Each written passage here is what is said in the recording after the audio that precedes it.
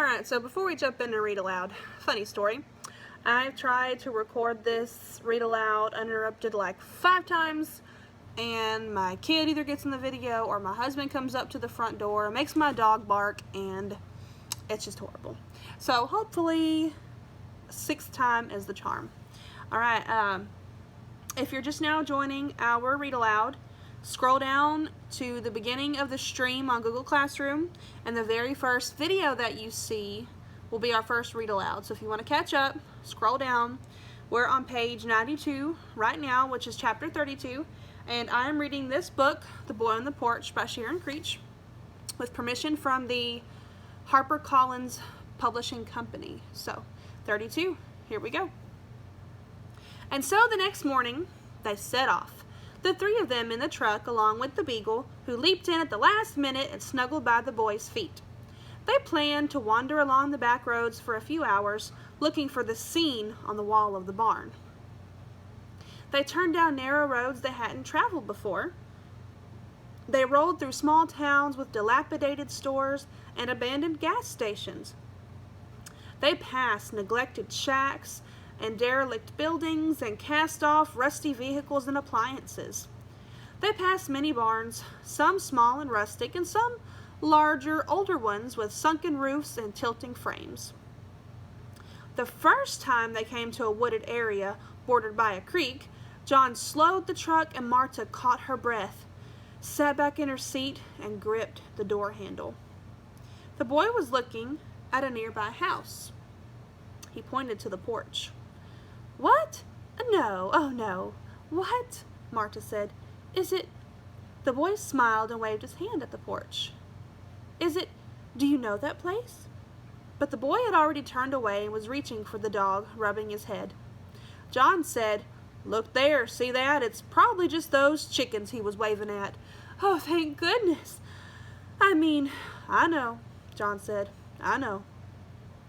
And on they drove through the countryside, through small towns, past several pastures and creeks, and none of them seemed especially familiar to Jacob.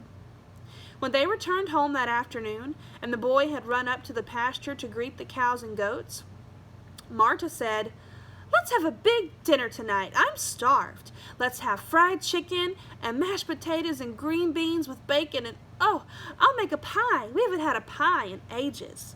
It feels so good to be back home today. Doesn't it, John? Doesn't it feel good to be home?" "Yes, it does." On Saturday, they drove to the park where they usually met Lucy and her mother. Marta had resolved that she was going to tell Lucy's mother the whole truth about the boy. "It will be good to get it out in the open," John said. "Yeah, I think so." Lucy and Jacob were by now fast friends, attached to each other as if they'd known each other for years. Lucy would run up to him and grab his hand, and off they would go, dashing to the swings or slide or climbing bars. "She's so motherly," Lucy's mother said. "Look how she holds Jacob's hand. Cute." "Yes, well, you really should come to our house sometime. Just leave Jacob for a day. They would have such fun. Would that be okay with, his family?" "Oh, well, or if you'd rather, I could bring Lucy to your house." "There's something I want to tell you first," Marta said. Her hands fluttered helplessly. She looked around for John, but he had already returned to the truck. "Sure, what is it? Is something wrong?" No, not wrong." Feeling as if she could not turn back, Marta barreled on ahead, telling Lucy's mom about finding the boy on the porch and not knowing where he had come from or who had left him.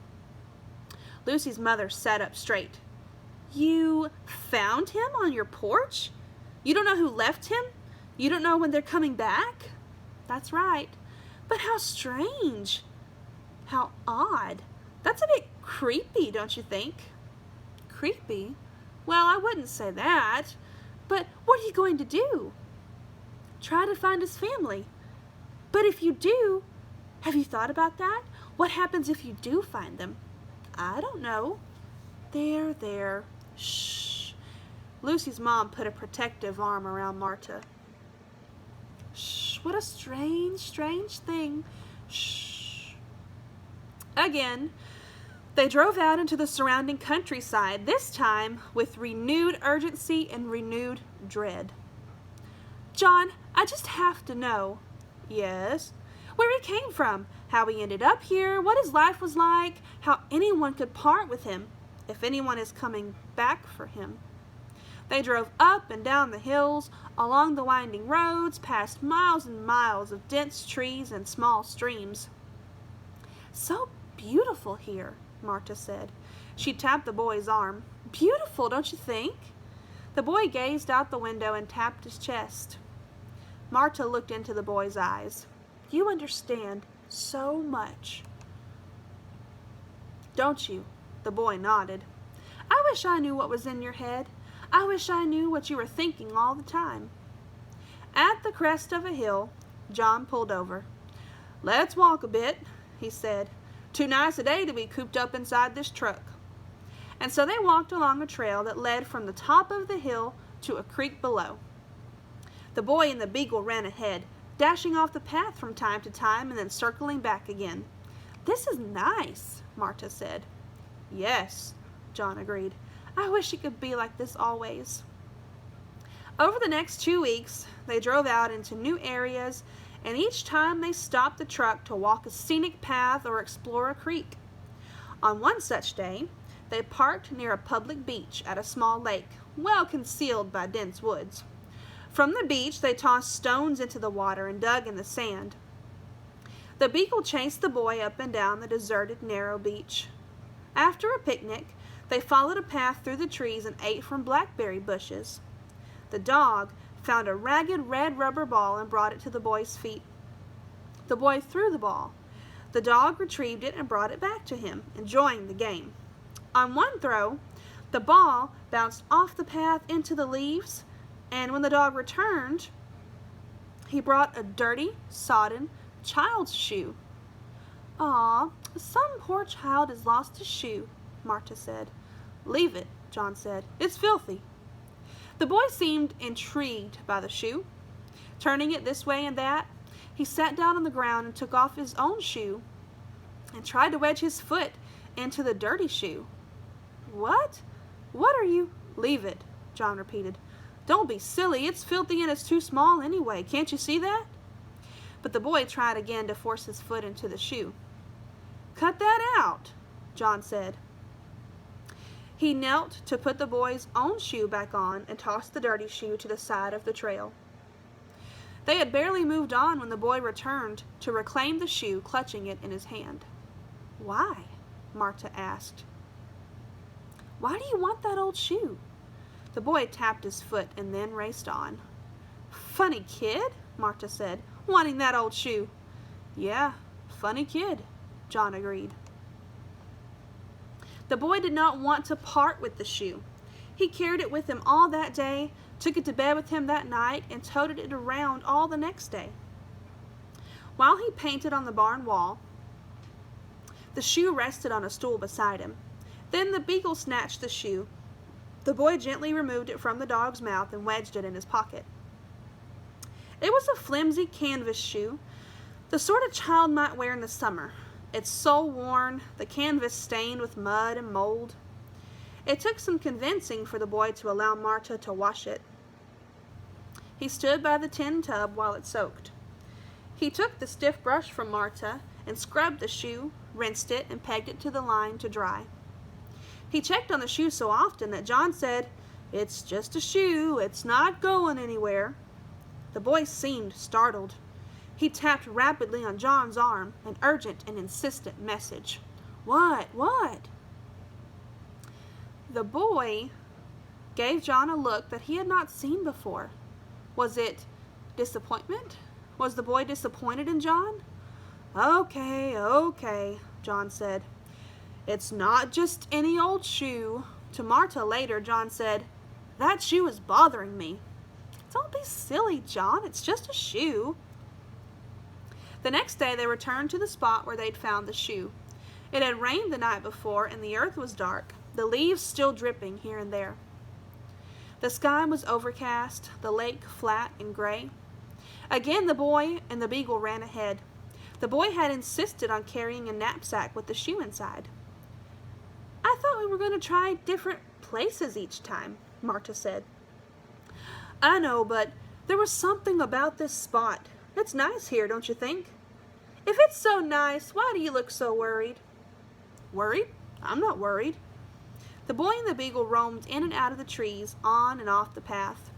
Before they reached the beach, the boy returned to their sides, holding aloft the shoe, wet and stained with mud. You got it dirty again? Why'd you do that? John asked. The boy shrugged the knapsack off his shoulder, opened it, and retrieved the clean shoe. He held it next to the dirty one. The other shoe, Marta said. John leaned in for a closer look. What do you know? You found the other shoe. The boy held them close to his chest. Then he knelt, and with a stick he drew in the dirt a figure of a child. Next to it he drew a taller child. He placed the found shoes at the feet of the first, smaller figure. He sat down, took off his own shoes, and placed them at the feet of the taller child. I don't get it, John said. What's he trying to tell us? The boy thought a minute. Then he scratched out the figures and began again. He drew a child in the dirt. At the child's feet, he placed the found shoes. You did that already, John said. Then the boy made the same figure bigger. He elongated the body, the arms, the legs. He made the feet larger. Now he removed the found shoes and placed his own shoes at the feet of the drawing. The boy grew, Marta said. His feet grew. He needed larger shoes, right? Well, of course, John said. If your feet grow, you need... Oh. Marta knelt beside the boy and lifted the found shoes. Are these your shoes? The boy nodded, and as he did so, he exhaled deeply, as if he were releasing volumes of trapped air. All right, that's where we're going to stop. What part of the plot do you guys feel we're on right now? Do you feel like this is a possible climax, or do you think we're still in the rising action? You can comment below if you're on Google Classroom. Also, what do you make of these shoes?